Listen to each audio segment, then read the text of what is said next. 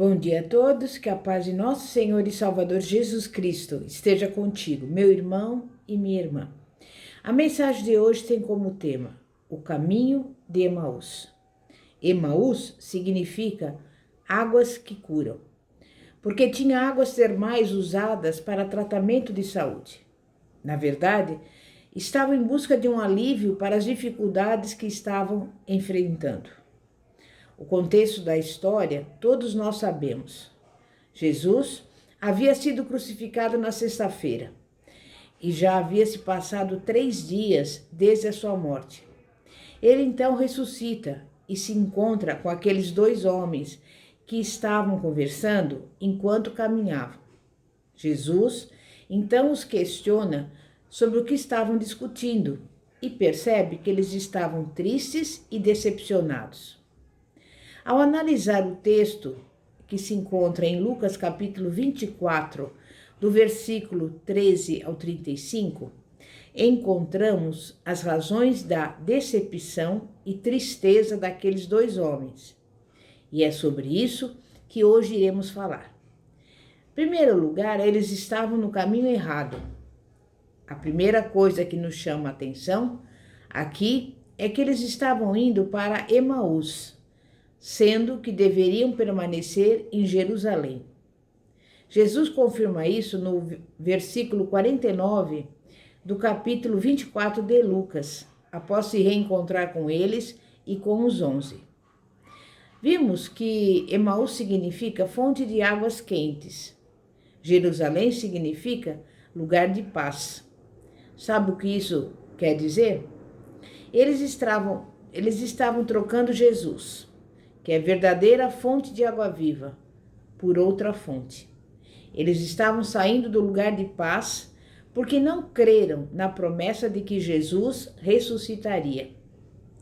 Nós muitas vezes agimos da mesma forma. Estamos tão próximos do caminho certo, mas não estamos no caminho certo. Abandonamos o lugar onde deveríamos aguardar o cumprimento da promessa e trilhamos outro caminho simplesmente porque não cremos. Em segundo lugar, eles não conheciam Jesus. Eles andaram com Jesus por pelo menos 3 anos, viram ele ressuscitar mortos, dar vista a cegos, fazer paralíticos andar, perdoar pecados, realizar todo tipo de sinais e maravilhas.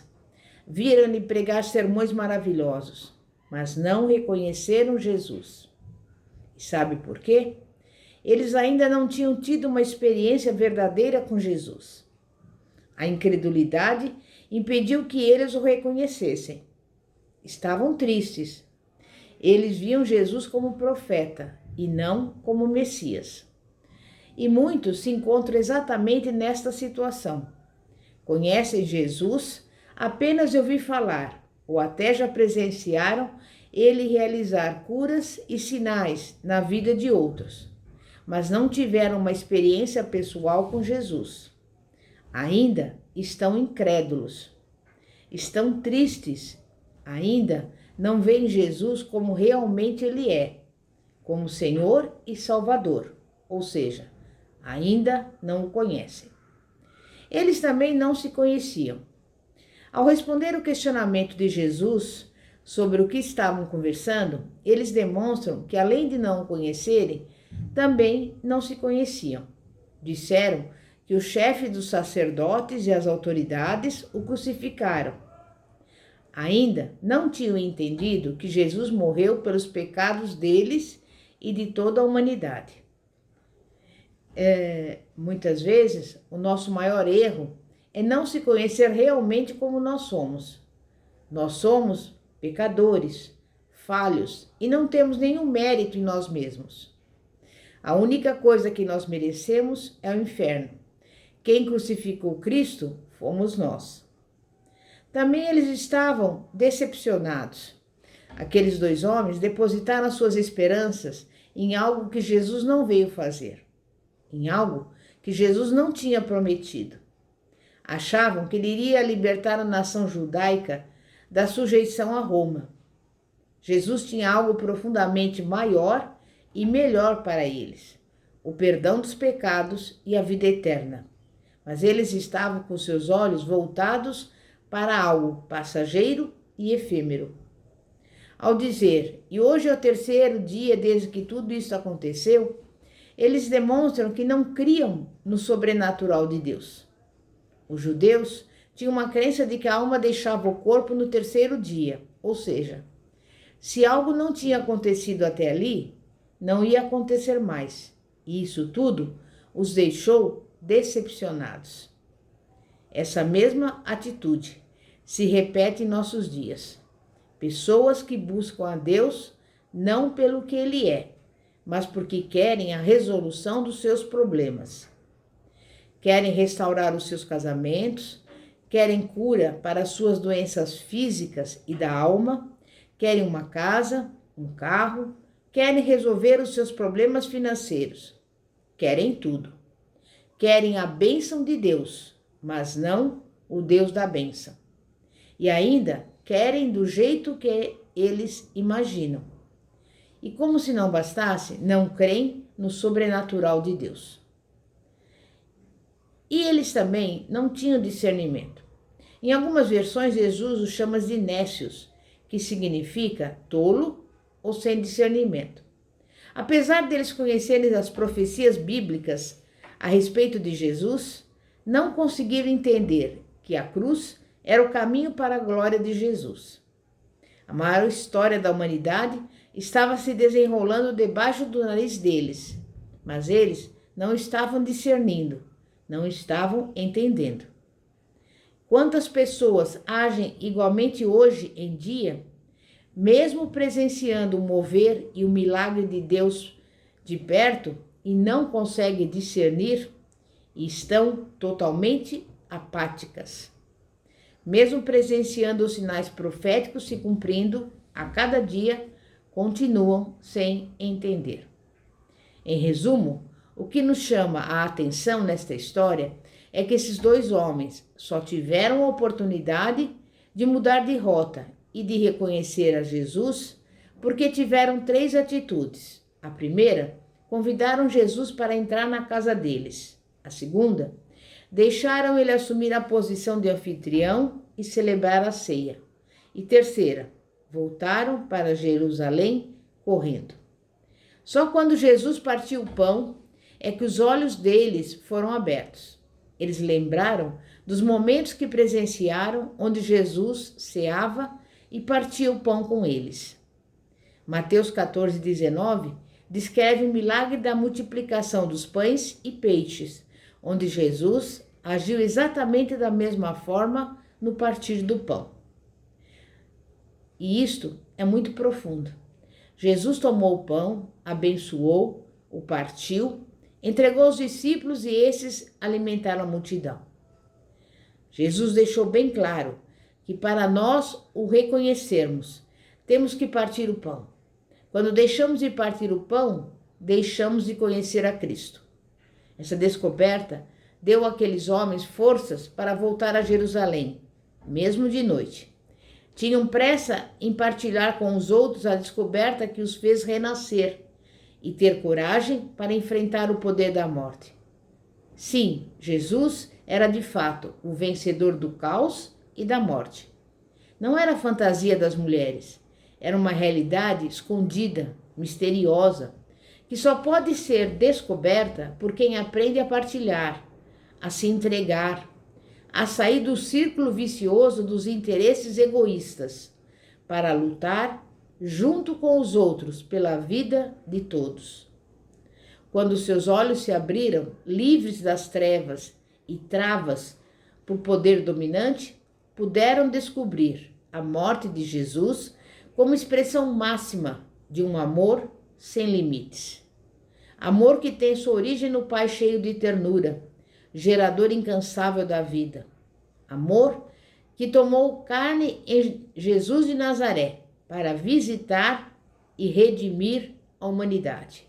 Amor que se mantém fiel até o extremo de dar a própria vida para que todos tenham vida, e vida com abundância.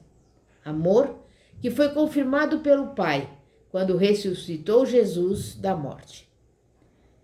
Essa experiência fez os discípulos renascerem para uma nova esperança. Ao redor de Jesus vivo, eles se uniram de novo e assumiram o projeto de vida para todos. A esperança é como um motor que leva a acreditar nos outros e a inventar práticas de fé. Com a esperança renovada, aquilo que parecia uma total impossibilidade passou a ter um novo significado para eles.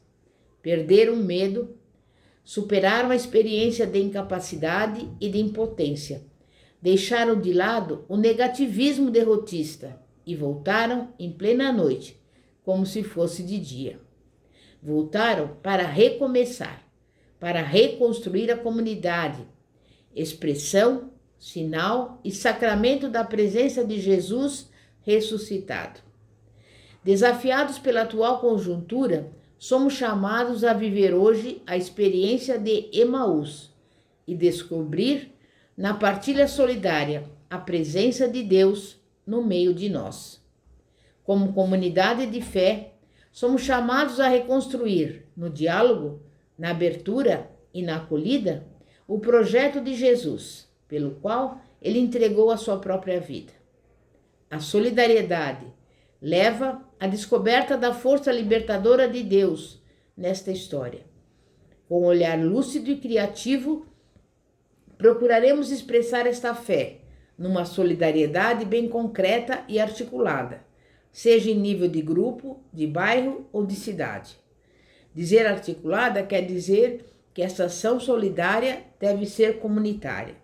Só assim será de fato o sinal do reino e poderá intervir em favor da vida em defesa dos pobres, os preferidos de Jesus. Amém? É momento de oração. Santíssimo Deus e poderoso Pai, Pai de nosso Senhor e Salvador Jesus Cristo, nós te pedimos neste momento que o Senhor venha abrir os nossos olhos, abrir os nossos ouvidos, para que possamos, Pai, seguir no caminho certo, para que não venhamos fazer como esses homens que estavam indo no caminho errado, estavam indo para Emaús, em vez de permanecerem em Jerusalém.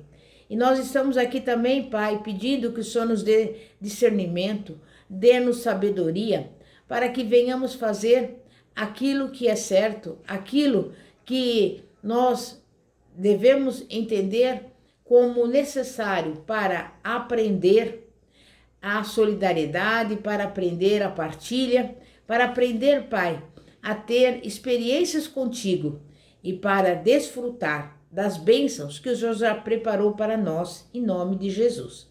E neste momento, eu quero lhe pedir pelas pessoas que estão doentes, as pessoas que não têm mais esperança, porque os médicos já deram um diagnóstico, mas na verdade, a última palavra, ela vem do Senhor.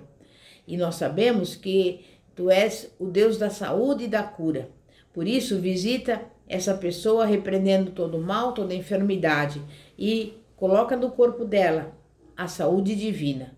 Também quero lhe pedir por essa pessoa que está passando por necessidades, envia a provisão, tudo que ela necessita, Pai, para a glória do Teu santo nome. E também visita esse lar, essa casa, repreendendo a briga, contenda, a divisão. Coloca nesse lar a união, a harmonia, a paz que excede todo o entendimento. É isso que eu lhe peço, desde já te agradeço, em nome de Jesus. E antes de concluir este vídeo, eu convido você a se inscrever no nosso canal do YouTube, que se chama Igreja Poder de Cristo, cujo símbolo é uma semente. Sabe por quê? Porque a semente representa a palavra de Deus. E a palavra de Deus tem poder para transformar e mudar a sua vida, a sua situação, a sua história, a sua casa, a sua família, enfim. Tem poder para mudar tudo, em nome de Jesus. Que a paz de nosso Senhor e Salvador, Jesus Cristo, esteja contigo. Pastora Fátima, da Igreja Evangélica Apostólica Poder de Cristo. Glória a Deus, aleluia.